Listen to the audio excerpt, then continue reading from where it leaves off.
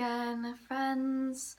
I don't really know what the topic of this video is going to be, but I just kind of felt like chatting about random stuff that comes to my mind. So recently I got another tattoo, as some of you see, and this tattoo is of a pan-like satyr. Can you see it? And he has his little goat horns and then his nymph, and I got it from a painting or picture that I had found online. A picture that I had found online like years ago, and I found it recently and was like, wow, that would be actually pretty sick for a tattoo.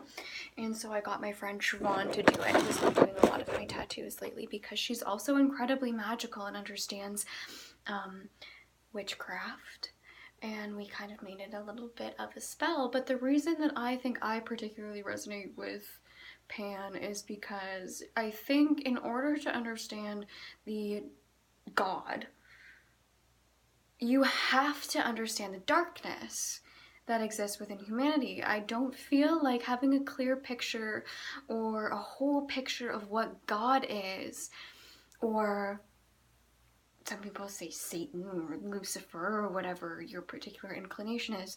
I think that you really need to have a grasp on the fact that there is some deep, deep darkness that exists within, you know, the heart of humankind.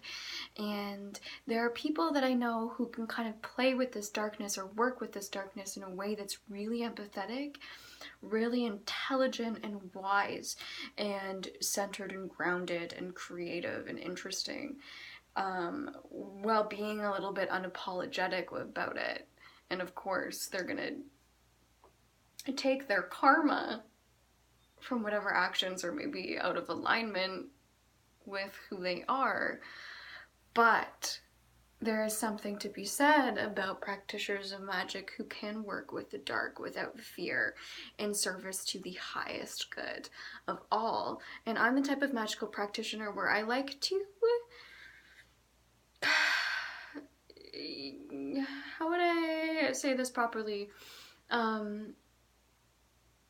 throw people's energy back at them. So I'm not doing any more harm than what they've already caused, but if somebody is causing a lot of harm, I do a lot of justice spells.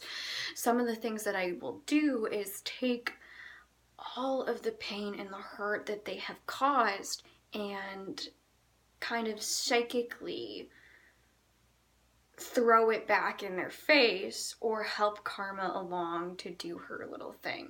Because karma, I feel like, has been very real in my life. And yeah, it's like I don't want to cause anyone any extra harm. I don't really want to cause anyone any harm per se, not necessarily, but I do feel like there is a place for wrath and anger and rage and fury and vengeance. And there are some people, artists, that, you know, understand this, and that's just integrated in who they are, and they are unapologetic about it. And I think that's pretty fucking rad and cool. So my first encounter with Pan was when I did DMT, and I was, I think, 18, 19 years old. I had this DMT trip, smoked, and I was taken up into this other dimension. A ninja came down and like did this kind of ceremony on my heart, and then I heard this resounding, playful kind of laughter all throughout the room. And my first instinct, I was like, is this Puck? Because I thought like a Midsummer Night's Dream from when I was a kid, like mischievous, impish, sort of fairy-like energy, which was childish and almost timeless.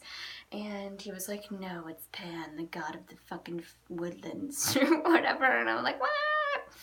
And just laughed. And he was like, I'm your best friend, and you're my favorite human. And it was really trippy, and in the moment I was really pumped about it. And then a guy that I knew decided he was going to utilize the archetype in order to sleep with me and manipulate me. And that's kind of why I got this tattoo, to remind people that I resonate with Pan far more than the average human being. And I really you know, I think Siobhan captured like that playful, mischievous sort of like, we know the secrets of the universe and it's a fucking farce and it's like a huge inside joke or like whatever, like what he like looks like on his face is like he is like laughing and making fun of all the sort of spiritual paradigms that exist within the world today that are a little bit holier than thou and a little bit more better than, you know, the people who have to vomit up, you know, heroin and live on the fucking street because I don't feel like I'm better than anyone. And if I was in their place, that's probably where I would be if I had gone through their life struggles. And I don't, you know, as I've said many times, I really cannot stand spiritual movements that set themselves apart from humanity. And I like that in his face, he's like, oh my god, you know, fuck the New Age paradigm. Not that there are some beautiful things that have come out of the New Age paradigm, because that's kind of how I got into spirituality until I realized that I was actually like far more interested in the ancient ways. And Fata Morgana and, you know, timeless magic. And yeah, so I have had many encounters with that particular archetypal energy that exists within a lot. I know a lot of people who do kind of have a very pan-like energy, and it's something that I think anyone can resonate with if they put some effort into it. But I personally get very offended when it's being used to be a fucking cunt to people and to try and like lure people into some kind of enigma about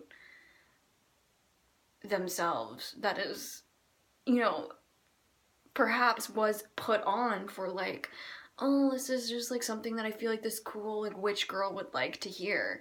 But like, I will take it to the next level because I actually am a pagan individual.